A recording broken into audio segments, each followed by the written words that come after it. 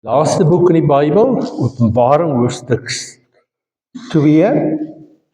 Maar voordat ons gaan saam lees, word ons eers stil voor die Here. Hemelvader, ons aanbid U, ons eer U en ons loof U, en ons prys U groot naam.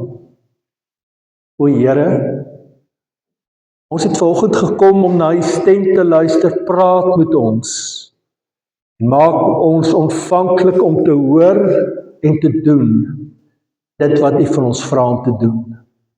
Ons bid dit in Jesus naam. Amen. Nou in Openbaring 2, hoofstuk 2 en hoofstuk 3 lees ons van 7 gemeentes. 7 gemeentes wat in die 1ste eeu na Christus in Klein-Asië bestaan het. En in hierdie 2 hoofstukke word ons vertel van hierdie gemeentes. Ek gaan vanoggend net lees van een gemeente wat aan ons bekend gestel word, maar in die prediking gaan ek ook verwys na van die ander gemeentes. En ons gaan nie net konsentreer op hierdie gemeentes nie, maar op die hele boek Openbaring. Wat is die boodskap van Openbaring vir ons vandag? Kom ons begin dan by die boodskap aan Efese, skryf van die leraar van die gemeente in Efese. So sê hy wat die 7 sterre in sy regterhand vashou en wat tussen die 7 goue lampe rondgaan. Ek weet alles wat jy doen. Ek ken jou onvermoeide arbeid en julle volharding. Julle kan nie slegte mense verdra nie. Julle het ondersoek ingestel na die mense wat voorgee dat hulle apostels is en dit nie is nie. En gevind dat hulle leenaars is. Verder volhard julle ook. Julle het baie vir my naam verduur. Julle het nie moeg geword nie. Maar ek het teen julle.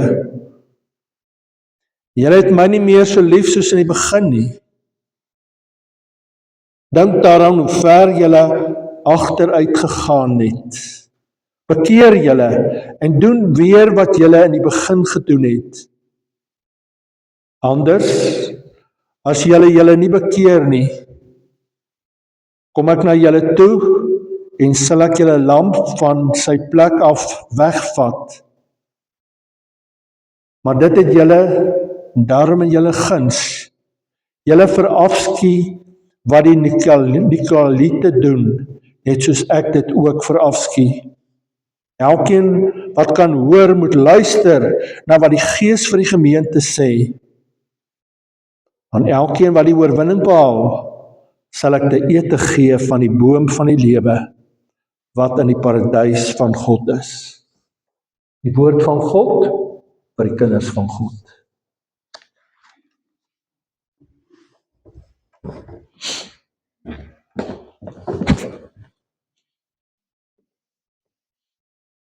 Openbaring word geskryf in die eerste plek aan 7 gemeentes wat in die 1ste eeu na Christus in Klein-Asië bestaan en opereer het. Dit skrywe in 'n baie verstaanbare, konkrete taal en op 'n baie verstaanbare manier wil die Here vir hierdie gemeentes aanspreek. Hierdie 7 gemeentes het onder baie moeilike omstandighede gelewe, want hulle het gebly in 'n wêreld wat oorheers was deur die Romeinse regering. Die Romeinse regering was 'n goddelooslike regering. Hulle het afgodsdiens gepropageer. Dit was ook 'n praktyk gewees dat die mense van die Romeinse ryk aangemoedig is om die keiser te sien as die Here.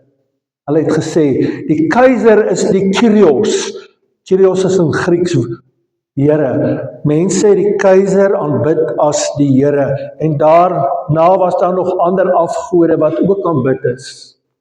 Die Romeinse regering was 'n gewelddadige regering. Hulle het gehou van oorlog. En as iemand nie met hulle saamgestem het nie, het hulle doodgemaak. En so was dit ook dat Christene in daardie tyd wreed vervolg is. In die samelewing waarin hierdie Christene gebly het, was daar korrupsie gewees, ekonomiese uitbuiting gewees. Die Christene het in baie moeilike omstandighede gelewe in die eerste eeu na Christus. En as mense hierdie gemeentes nader bekyk, dan sien 'n mens dat hulle mooi dinge gedoen het. Ons sien in die gemeente van Efese dat hulle volhard het om die Here te aanbid en te verheerlik. En in die ander gemeentes positiewe dinge. Maar elke keer word die woordjie gebruik, maar dit het ek teen julle. As die Openbaring boek praat met die gemeente van Sardes, sê die Here vir die gemeente van Sardes, ek het dit teen julle, dat julle die naam het, dat julle lewe, maar eintlik is julle dood. Julle is eintlik geestelik dood. Aan die gemeente van Efese wat ons gelees het, sê die Here, ek het dit teen julle, dat julle julle eerste liefde verlaat het. Julle is nie meer vir my so lief soos in die begin nie. Julle liefde het afgekoel. Julle het 'n bruidsliefde gehad vir my, 'n bitterbroodliefde gehad vir my, maar julle liefde vir my het nou grys geword.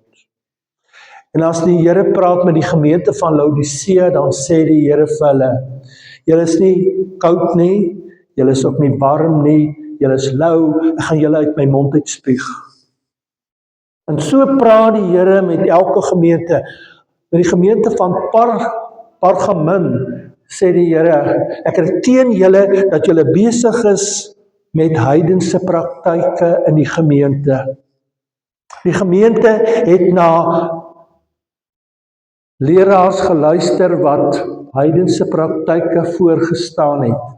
En toe dit gebeur dat van die gemeentelede begin vleis eet wat aan afgode geoffer is. En van die gemeente het deelgeneem in onsedelike praktyke en so het hulle begin deelneem in heidense praktyke. Presies het dieselfde gebeur in die gemeente van Thyatira, ook besig met heidense praktyke, maar die rede waarom hulle deelgeneem het was anders. In die stad Thyatira was daar 'n gebruik dat almal wat hulle ambagte wou beoefen het, aan 'n vakbond moes behoort. 'n Gilde het hulle dit in daardie tyd genoem. As jy 'n vakman wou wees, moes jy deel wees van 'n gilde en jy kan net jou vak bedryf as jy deel is aan daardie gilde. En nou was dit so gewees dat hierdie vakbonde gereeld heidense feeste gevier het, waar daar heidense praktyke bestaan het en waar hulle heidense dinge gedoen het. En as jy nie daaraan deelgeneem het nie, kan jy nie jou ambag beoefen in die stad nie. En so het baie van die gelowiges van die gemeente van Thyatira, terwille van om brood te kan koop en te kan eet, deelgeneem in heidense praktyke. Ons sien in hierdie gemeente, ten spyte van die feit dat hulle Christene was hulle besig om te verwêreld. En as mense luister na die gemeentes van 'n paar duisend jaar gelede, die 7 gemeentes in Klein-Asië, dan skrik jy eintlik. Want dit wat lank gelede gebeur het, sien ons ook vandag. Gemeentes, lidmate wat die naam het dat hulle kinders van God is, wat lewe, maar wat hulle eintlik geestelik dood is. Dit is vir hulle 'n verskriklike opoffering om vir die Here te lewe. Ons sien dit al hoe meer lidmate wat deel het aan heidense praktyke. Daar's nie 'n verskil tussen gelowiges en ongelowiges meer nie. Maar Openbaring gaan aan, Openbaring 6 tot Openbaring 18, praat in simboliese taal. Maak gebruik van beelde om 'n boodskap verder aan ons te gee. Openbaring 6 tot 18 praat nie net spesifiek die gemeentes van Klein-Asië nie, maar praat ook direk met ons. Sê ook vir ons bepaalde dinge. In hierdie hoofstukke word vir ons gesê wat ons kan verwag wat die toekoms aanbetref en wat nodig is in die hede wat ons nou moet doen. Hierdie hoofstukke wil vir ons waarsku, maar ook troos. Kom ons kyk bietjie, wat wil hierdie hoofstukke vir ons sê omtrent die toekoms? Wat die toekoms aanbetref, in hierdie hoofstukke kry ons twee temas wat telke male na vore kom. Die een tema is die tema van waarskuwing en die ander tema is die tema van troos. Waartoe wil hierdie hoofstukke ons waarsku? Hierdie hoofstukke wil vir ons sê dat korrupsie, boosheid en arrogansie van regerings wat aan die orde van die dag is, tot 'n einde gaan kom. Ons lewe in 'n wêreld waar boosheid heers op 'n ongelooflike wyse, waar regerders arrogant is en dinge sê asof hulle God is van die wêreld. Openbaring sê vir ons, daar gaan 'n einde kom aan al hierdie dinge. Openbaring sê dat Jesus Christus die oorwinnaar is. Hy sit op die troon en sy oordeel gaan uitgestort word oor dit wat verkeerd is. Openbaring praat in simboliese taal. Hy praat van 7 bakke, 7 seels en 7 trompette. 7 bakke wat uitgegooi gaan word. 7 trompette wat geblaas gaan word. 7 seels wat oopgemaak word. Dis simboliese taal wat wil sê dat God se oordeel oor hierdie wêreld uitgestort gaan word. Wat meer is, God se oordeel is alreeds ten dele besig om uitgestort te word in hierdie wêreld. God is alreeds besig om te oordeel oor dit wat verkeerd is in hierdie wêreld. Hoe oordeel God? Hy gee bose mense oor aan hulle self en hulle word gepynig deur hulle verkeerde dade. Dis 'n tema wat ons dwars deur die Bybel kry. God gee mense wat verkeerde dinge doen oor aan hulle self en hulle word deur hulle verkeerde dade gepynig. Hoekom doen God dit? Dis 'n manier waarop God vir bose mense sê, hou op, ek waarsku julle, julle is op 'n verkeerde pad. Maar God doen dit. Dis 'n manier van oordeel, maar dis ook 'n genademiddel waardeur God vir mense wat bose dinge doen sê, mense, kom tot bekering, breek met dit wat daar verkeerd is in julle lewe, my genadedeur staan nog oop vir julle. Openbaring sê God is al reeds besig om ten dele te oordeel in hierdie wêreld. Eendag gaan God met die wederkoms van Christus sy finale oordeel uitspreek oor die wêreld. En dan gaan die Satan wat in Openbaring simbolies beskryf word as die draak, met sy handlangers, die dier uit die see en die dier uit die aarde, die antichris en die valse profeet, in die poel van vuur gegooi word. Dan gaan God se genade oordeel ophou en God se totale oordeel voltrek word. Dan gaan mense wat nie in Jesus Christus glo nie, 'n tweede dood sterf. Die eerste dood wat 'n mens sterf is wanneer jy fisies doodgaan. Die tweede dood, sê Openbaring, is wanneer jy totaal en al van God se liefde en sy genade geskei gaan word, of in maklike taal gesê, wanneer jy in die hel beland. Die eerste groot tema oor die toekoms is, Openbaring sê vir ons, mense, julle wonder baie keer, hoekom vind daar soveel onreg in die wêreld plaas? Hoekom gebeur dit dat mense wat onreg doen, baie keer nie aan die man gebring word nie, dat hulle nie gestraf word nie? Moenie eers daai vraag vra nie. God se meele maal stadig maar seker.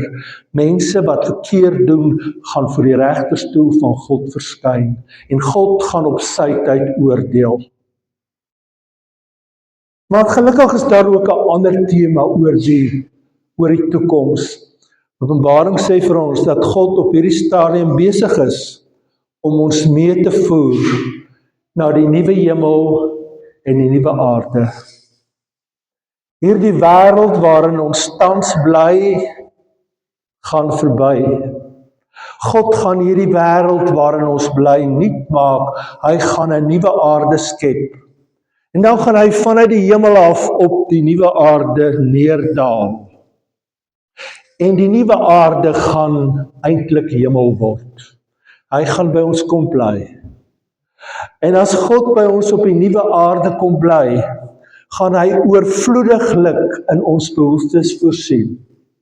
Daar gaan geen gebrek, geen tekort, geen inflasie wees nie. Daar gaan nie meer honger en dors wees nie, daar gaan nie meer pyn en hartseer wees nie, alles gaan volmaak wees. Maar die hoogtepunt van die nuwe aarde is, dat ons vir ewig saam met die Here God gaan bly, dat ons hom gaan sien van aangesig tot aangesig, dat ons voortdurend in sy teenwoordigheid gaan wees, die hoogtepunt wat vir ons wag.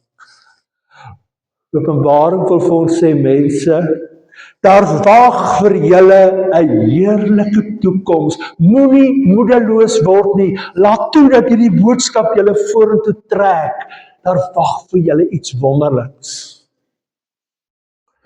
Maar Openbaring wil ook vir ons sê, dat ons iets moet doen in die hede. Die Openbaring boek sê vir ons, dat ons disippels van Christus Jesus moet wees, totdat ons wag vir Jesus se koms. En 4 dinge is belangrik.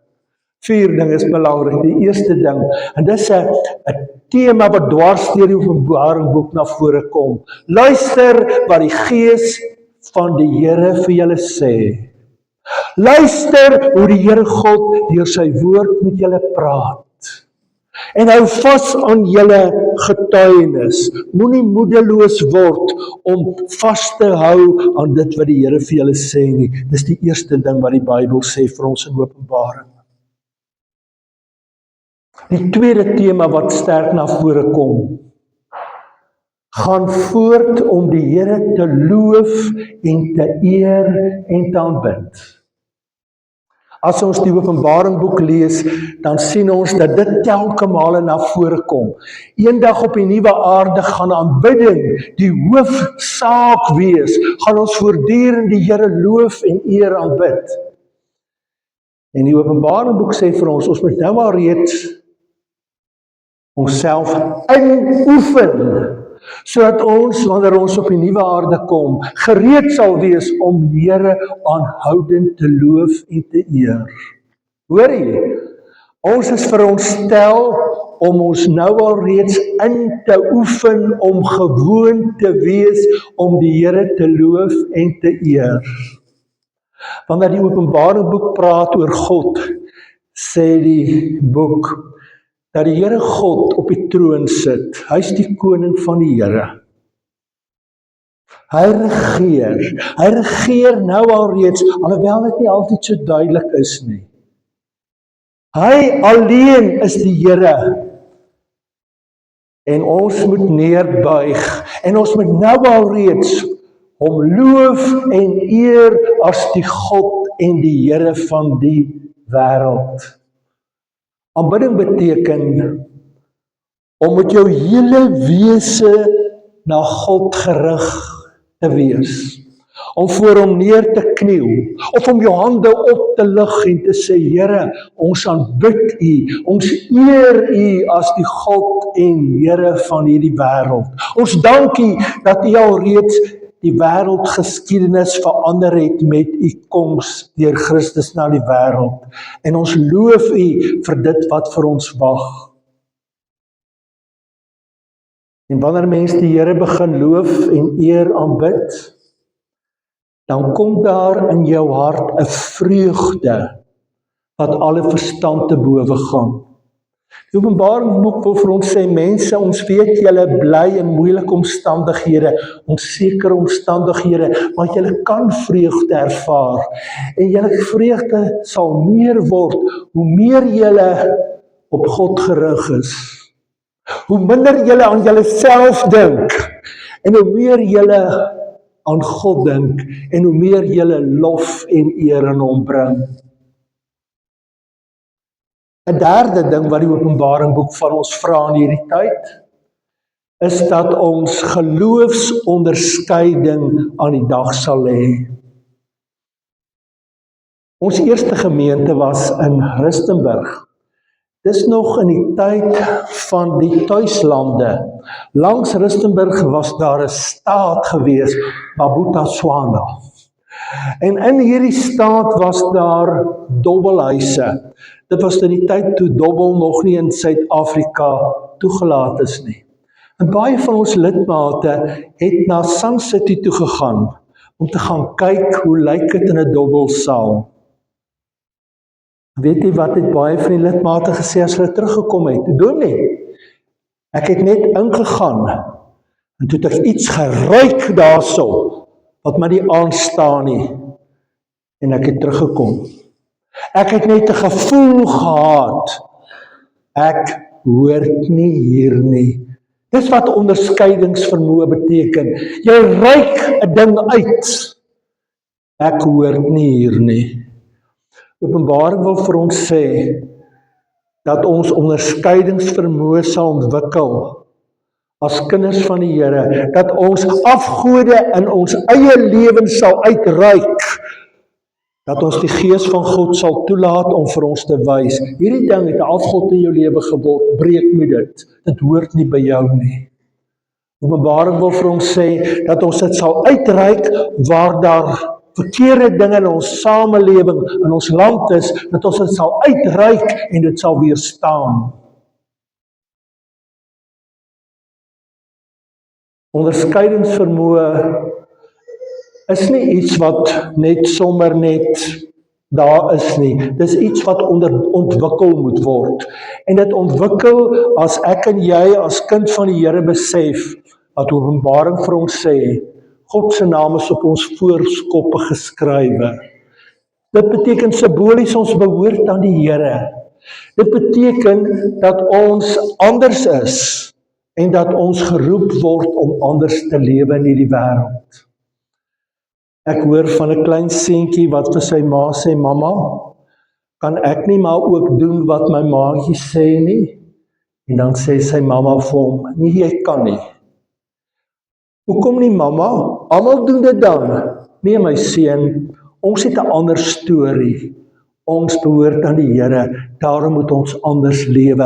En wanneer ons besef, ons is anders as kinders van die Here en ons moet anders lewe, begin ons onderskeidingsvermoë ontwikkel. Ontwikkel ons, kom ons sê, 'n neus om verkeerde dinge uit te ruik.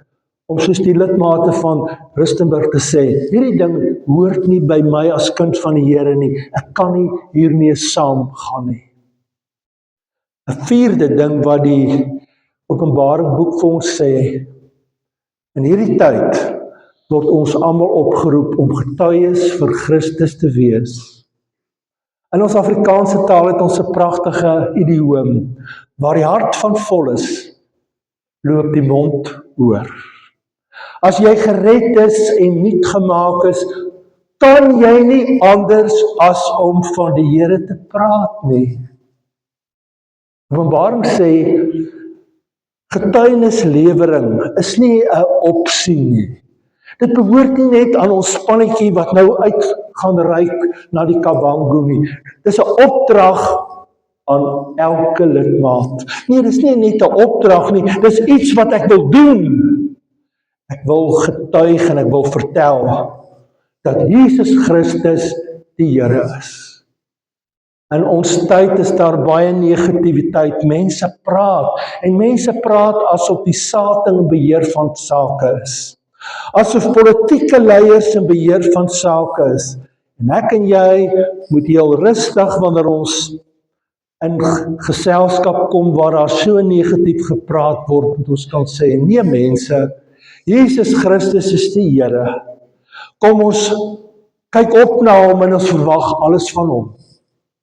Jy weet mos wat gebeur wanneer 'n bergklimmer 'n berg klim wat baie hoog is. Hulle klim en dan plant hulle vlaggies en dan sê hulle, ons het oorwin. Ons het hierdie piek bereik.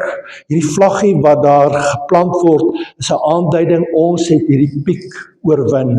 Ek en jy word opgeroep om Christus se vlaggies oral te plant waar ons kom en te sê, Christus is die Here en ons wil getuig van hom. Ons wil sê, hy is koning en ons is sy kinders. Liewe kinders van die Here, ons lewe in 'n moeilike tyd, 'n onsekere tyd. En ons moenie dink dit gaan makliker word nie, inteendeel, ons kan verwag dat dit moeiliker kan word. Dis 'n sinkplaatpad waarop ons loop. Maar die Openbaringboek sê vir ons dat Jesus Christus die Here is. Hy sit op die troon. Hy is in beheer van sake. Hy beloof dat al die onreg en die boosheid in die wêreld tot 'n einde gaan kom. Hy beloof dat hy ons gaan neem na 'n nuwe hemel en 'n nuwe aarde waar alles nuut gaan word, waar alles wonderlik gaan wees. Ek en jy word opgeroep in hierdie tyd om te luister wat die Gees van die Here vir ons sê. Ons word opgeroep om die Here te loof en te eer en te aanbid en onsself gereed maak vir die nuwe aarde wat gaan kom. Ons word opgeroep om onderskeidend te lewe. Om nie alles wat na ons toe kom vir soetkoek op te eet nie. Ons word geroep om getuies vir Jesus Christus te wees. Openbaring sê vir ons dat jy deel moet word van Christus se span. Dis die wenspan. Dis die span wat op die einde gaan wen. Word deel van Christus se span. Die span wat op die einde gaan wen. Amen. Kom ons gee 'n paar